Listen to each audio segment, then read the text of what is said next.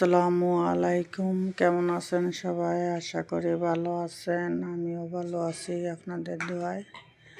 তো এই যে আজকে একটা চলে আসলাম নতুন ব্লগ নিয়ে। তা আমি এই যে চলে যাচ্ছি মার্কেটে। অনেক শীত পড়ছে, তো দেখবো কিছু শীতের কাপড় কেনাকাটা করব। তো এখানে আমি দেখছিলাম টুপি আমার ছেলের জন্য, এই যে টুপিগুলা, টুপি মোজা। তো এখান থেকে আমি একটা টুপি নিয়ে নিলাম ছেলের জন্য। তারপরে এখানে দেখছিলাম যে ট্রাউজার দেখছি মেয়েদের জন্য, কিন্তু এই ট্রাউজারগুলো বেশি একটা না, আরামদায়ক না। এগুলা গরমও পরা যাবে, তো এখন তো বেশি শীত, এগুলো পরলে ঠান্ডা লাগবো, এই জন্য আর কিনে নাই। তা আমি চলে যাচ্ছি অন্য জায়গায়, দেখি কম্বল কিনবো একটা। তো কম্বল কিনতে যাচ্ছি, চলে আসলাম কম্বলের দোকানে। এই যে কম্বল দেখতেছি, তো এই কম্বল আমার বাসায় আগে আছে। এই কম্বল বড় কম্বল, এগুলা মনে করেন বড়, 4 জনও গায়ে দেওয়া যায় এই কম্বলগুলা। তো এই কম্বলগুলা এত বড় কম্বল, তো আর 4 জন তো আর একসাথে শোয় না যে এত বড় কম্বল গায়ে দিব। তো এই জন্য আমি আর এত বড় কম্বল নিলাম না। আর কম্বল দাম বলে অনেক বেশি, 9,000 টাকা দাম বলে এই কম্বল। তা আমি এই কম্বল বাণিজ্য মেলা থেকে কিনছিলাম, মানে অনেক কম রেটে আর অনেক আগে।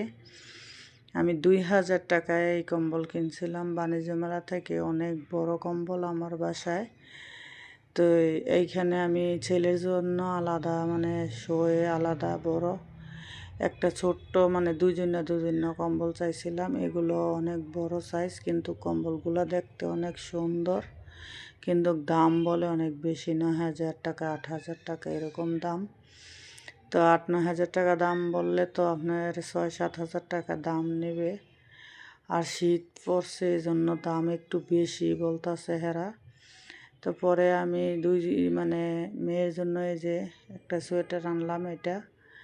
এই সোয়েটারটা অনেক সুন্দর, কিন্তু ভিডিওতে কেমন দেখা যাচ্ছে, কিন্তু এমনি কিন্তু সোয়েটারটাও অনেক সুন্দর। 400 টাকা নিচ্ছে এটা। তো আর 2টা কম্বল নিয়ে আসলাম আমি, একটা আলাদা, মানে একটা মেয়ের আর একটা ছেলের জন্য।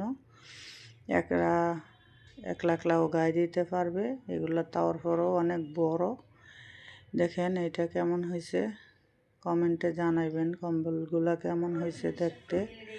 অনেক সুন্দর আর আরামদায়ক, আর অনেক এই কম্বলগুলো। আর এই যে বিছানায় আমার একটা কম্বল দেখতেছেন, এই কম্বলটার কথা আমি বলছিলাম, বিছানায় যেটা আমার মেয়ে গায়ে দিয়ে রাখছে।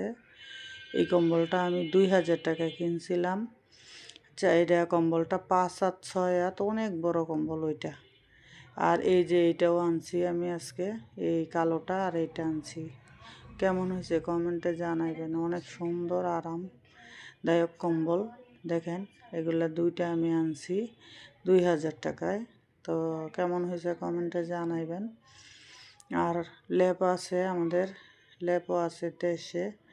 লেপ অনেক গরম, ওইটা গায়ে দেওয়া যায় না। তো এই জন্য আমি, আর অন্য কম্বল আছে, ওই কম্বল গায়ে দিতে আমার ভালো লাগে না, এই জন্য আমি এই 2টা কিনে আনলাম। আর যেটা বড় কম্বল এখন বর্তমানে, ওইটা আমি আমার মেয়ে গায়ে দিই। তো চলে আসলাম রান্না করতে রান্নাঘরে। আজকে রান্না করব, তরকারি আছে আগের মাছের।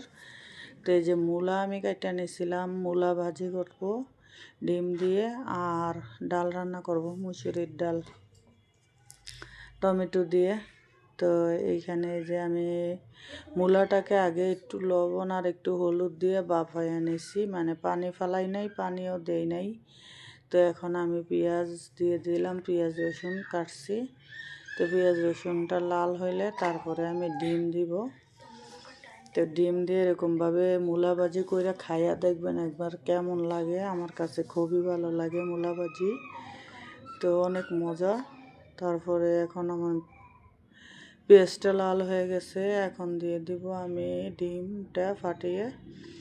তো ডিমটা একটু লাল হইলে পরে তারপরে আমি দিব মূলাগুলা ঢাইলা।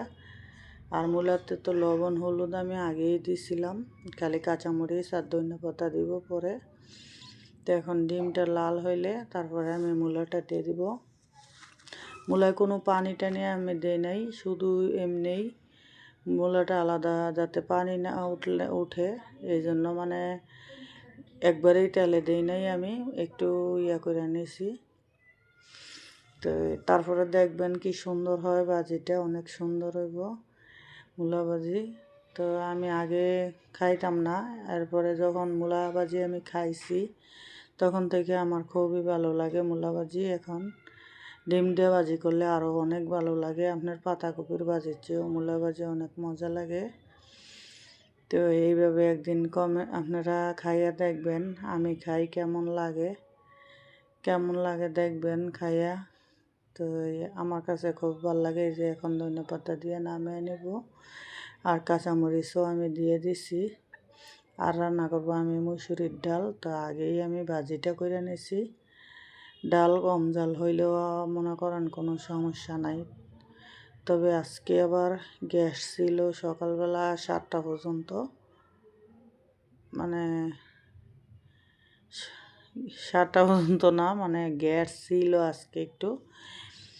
তো বিকেলবেলা এটা মানে তখন আমি রান্না করতেছি। তো এই যে মূলা ভাজি আমার হয়ে গেছে, আর ওইটাতে ডাল ধুয়ে রাখছি আমি, মুসুরির ডাল বসায় দিব। ভাজিটা ডাইলা নিলাম, অত বড় জায়গায় রাখার দরকার নাই। তা আমি এই যে ডাল রান্না করব, ডাল বসায় দিছি। আর তরকারি আছে মাছ দিয়ে, সিম দিয়া তরকারি রান্না করছিলাম, সিম আলু টমেটো দিয়ে। তো ওই মাছের তরকারিও আছে। তা আমি এই যে ডালটা গুটে নিছি, ডাল সিদ্ধ হয়ে গেছে। তো এখন দিয়ে দিব আমি গুটার পর বাগার। তো এখানে আমি আর ডাল গোটা শেষ, এখন হলুদ লবণ আগেই দিয়েছিলাম, এখন ধনেপাতা কাঁচামরিচ দিয়ে দিছি। আর আমি এখন পেঁয়াজ রসুন দিয়ে বাগার দিয়ে নামায় নেব। আজকে আর বেশি কিছু রাঁধবো না, তো তরকারি আছে এই জন্য। এখন আমি বাগার দিয়ে নামায় নেব। আর ভাত মার গাইলা ফেলছি, ভাত হয়েছে আমার। তো সবাই কে কী খান শীতের মধ্যে কমেন্টে জানাবেন। শীতের মধ্যে শীতের জন্য খাবার দাবার কিছুই ভালো লাগে না, অনেক শীত পড়ছে। আরও নাকি এমন শীত থাকবে আরও 7-8 দিন, 7-8 দিন নাকি শীত থাকবো। আর এখানে আমি খাবার পানি ফুটাইতেছি এই যে এই সাইডে। তো এই যে আমার রান্নাবান্না শেষ। সবাই ভালো থাকবেন, আমার পাশে থাকবেন, আমার জন্য দোয়া করবেন। তো